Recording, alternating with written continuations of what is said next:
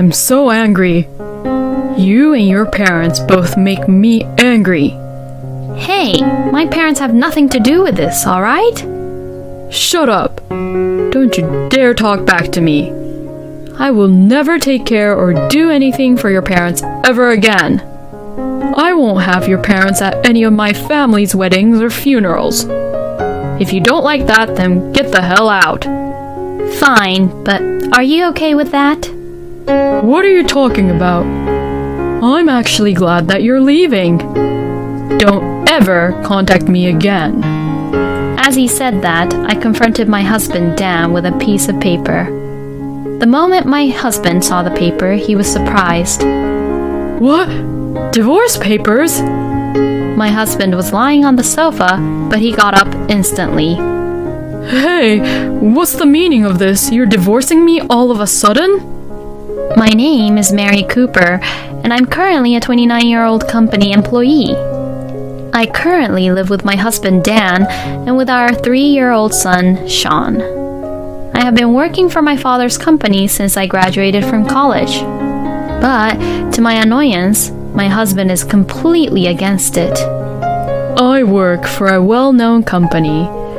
Wouldn't it be embarrassing if people found out that my wife works at a fairly small parts factory? Why would you even say that? When we first got married, you were showing off to people by saying that I was the CEO's daughter. Why do you even hate my parents and the company my father runs so much these days? You'll never understand, will you? You should just quit your job. My husband insults me by saying such things and tells me to quit working.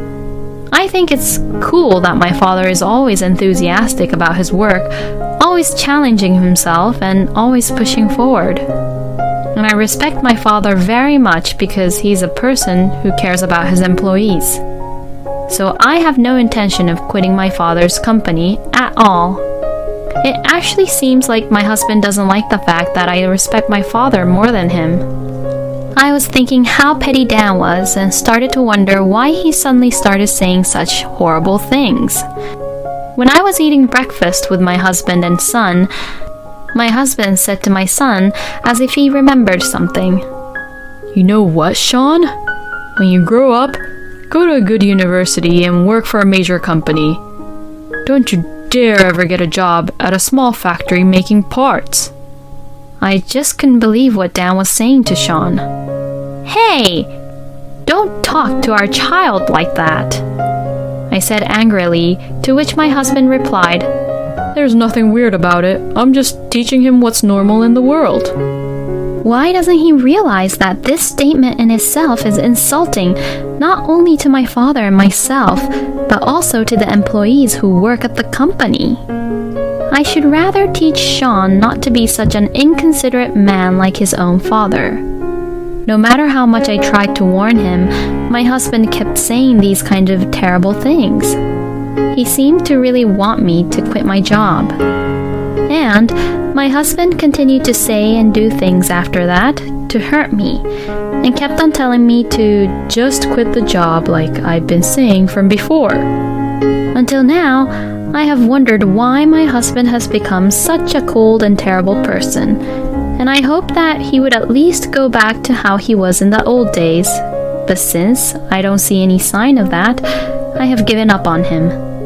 It's not that I haven't considered a divorce, but Dan's parents are very nice people, and not only me, but my parents also get along very well with them. Which is why I end up hesitating for a divorce, because I don't want to cause any disappointment to my parents and his parents because of our divorce. Dan's parents and my parents are really close, that my father and Dan's father seem to go fishing together a lot, and my mother and Dan's mother both like the same artists and go to live concert shows together frequently. And Dan's parents and my parents were very protective and take very good care of our son. I felt that it would be wrong to take away the environment in which my son, who grew up with so much love and affection, was so happy with. That is why I couldn't be brave enough to divorce Dan. But my love and affection I had for my husband is growing more and more dry. I I'm gradually getting to the point where I don't even want to sleep with him, and I sleep with my son in his room these days. Seeing me be like that, my husband didn't like that and tried to force us to sleep in the same room as him. But my son started to cry a lot, perhaps because of my husband's frustration. So he stopped, and he also stopped coming into Sean's room after that. Soon after, my husband and I stopped talking to each other. My husband continued to harass me in order to get me to quit my job. He increased my housework chores by doing things like leaving the dishes on the table after eating or leaving clothes around the room, and on days off when he was home, he would lounge around on the couch and watch TV all the time doing nothing. He also wasted my effort by going out for drinks with his coworkers even after I made dinner. And when he sees me, he grins at me. What he's doing is really too childish and immature, and it's appalling. A little while later, my husband came home looking very happy. Hey, I'm home. Yes, I know. Welcome home. Another dull greeting from you, huh? Well, I'll forgive you because I'm in a good mood today. What made you be in a good mood? To be honest, I didn't even want to keep the conversation going, but since he kept on grinning stupidly like that, I asked the question. He really had this face which really just annoyed me. You really want to know? Well, I guess I don't have a choice. I might be promoted to be the head of the department. Oh, really? That's great! I thought that was simply amazing. I congratulated him with genuine feelings, but my husband says something else that made me feel down again. Now, like that, you really don't have to work. Since your husband is the head of the department, you should be quietly at home and be a housewife. I was utterly and completely dumbfounded to what he had said. It seems like in any conversation I had with him, he'll try to finish the topic by making me try to quit work. Then one day, I took my son to the hospital because he had a fever, and after that, I left him with my mother at my parents' house before going to work. When I arrived at work, everyone looks a little concerned. What's going on? I asked the desk clerk nearby, and he said, well, the president is talking to a business partner right now, and it seems like the president is very angry with him. My father is angry? I was surprised. My father is very gentle and has the capacity to laugh off at most things. So, for my father to be angry at someone must have been a big deal. I wondered what had happened. I was curious, so I went into his office. Oh, it's you, Mary. I heard Sean had a fever. Is he okay? Yeah, the fever is gone now, and he's sleeping very well now. Anyways, what's wrong? The employees were worried that you were angry, Father.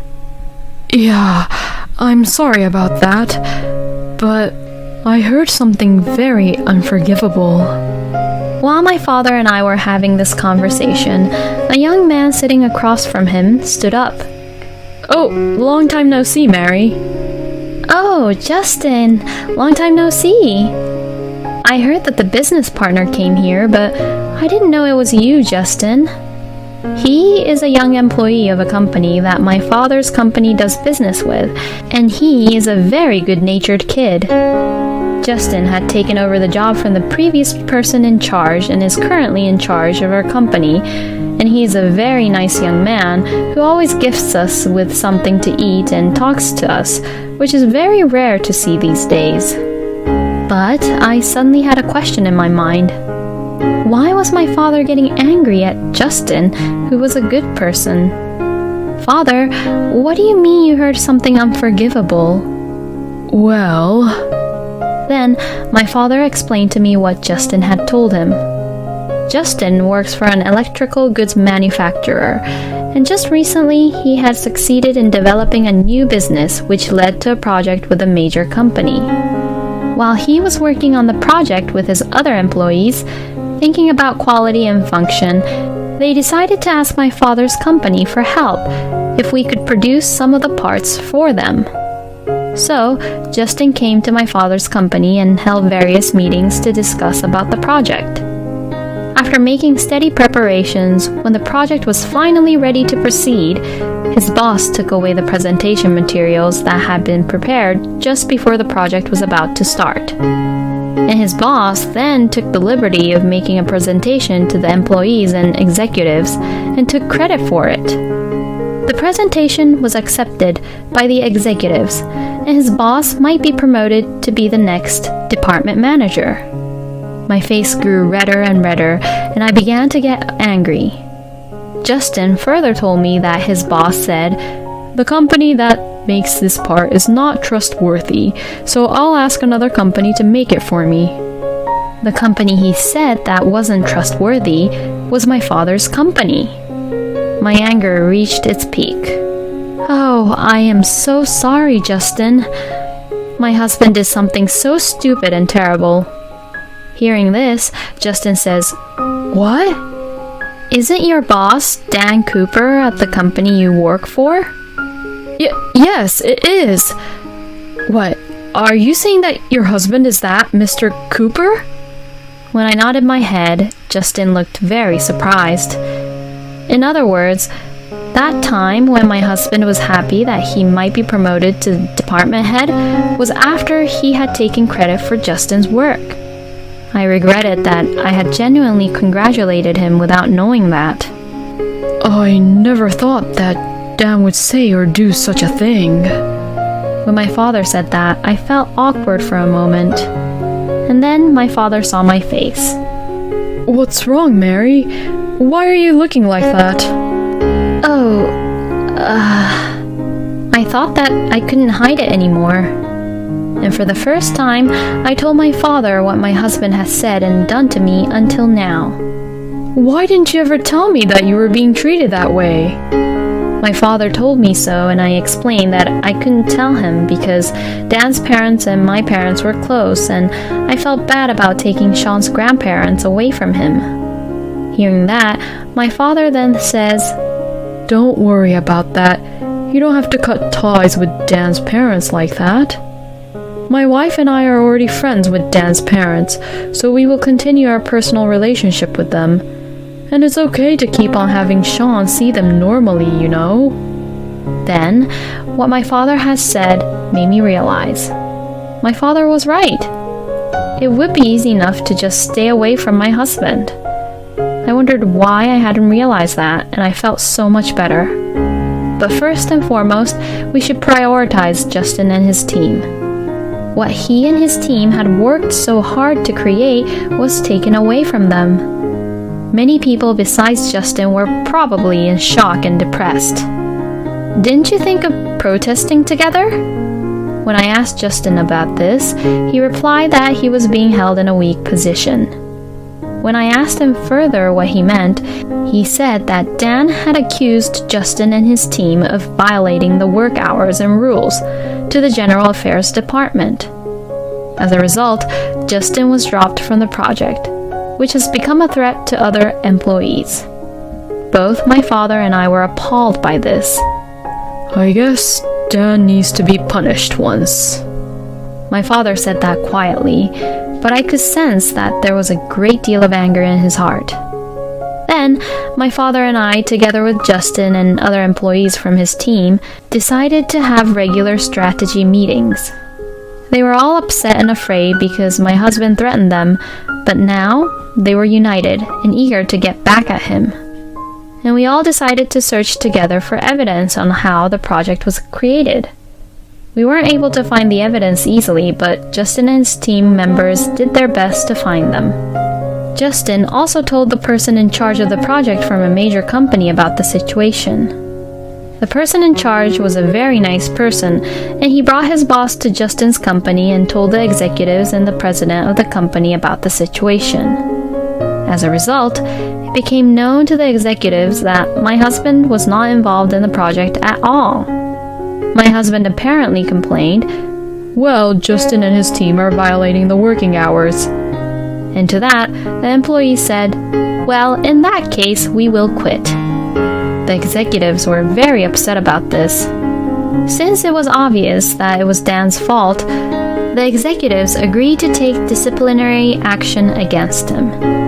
In the end, my husband was demoted from a section manager to an ordinary employee, and even had to transfer to a small department rather than being promoted to a department manager, because he had done something terrible to lose the company's trust.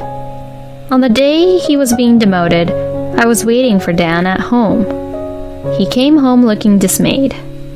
You came back home late. I need to talk to you. Well, I'm not in the mood to talk to you right now. Maybe some other time. With that, my husband lies down on the sofa. Well, I need to talk to you. Shut the hell up. I'm tired.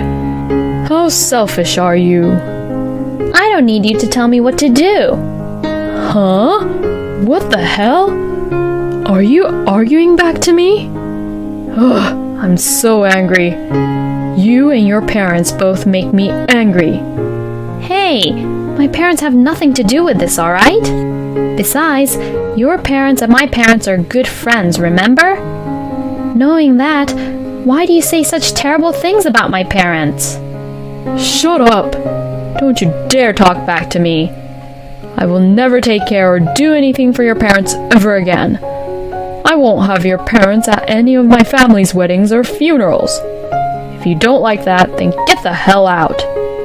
My husband was quite distressed and said such things to me, as if he was trying to take all his anger out on me. But what he said was out of the line. Fine, but are you okay with that? What are you talking about? I'm actually glad that you're leaving. Don't ever contact me again. As he said that, I confronted my husband Dan with a piece of paper. The moment my husband saw the paper, he was surprised. What? Divorce papers?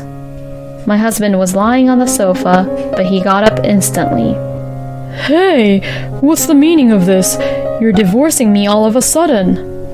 You betrayed me, so divorce is what you'll get, don't you think so? Hey, wait a minute. Betrayed you? You mean to say that I betrayed you by saying horrible things about your parents? Are you crazy enough to divorce me over something like that? That doesn't matter anymore. This is why I'm asking for a divorce. With that, I spread out a document which was in an envelope out on the table. It was photos of evidence that my husband was having an affair with a woman whom I've never met. How come you know? You look like you're having a great time here. This is different. It was just an impulse. I don't care if it was an impulse or a serious one. The fact that you had an affair will never go away. Divorce is absolute. Child support is absolute. Alimony is absolute. And there will be no division of property. If you aren't agreeing to these conditions, you're going to hell. What? What do you mean? You apparently met this girl at a bar, but she's a high school student. What? You gotta be joking, right? She didn't even look that young. It's true. I hired an investigator to find out if you were doing anything suspicious, and everything came out. And according to the investigation, that girl is a high school sophomore student.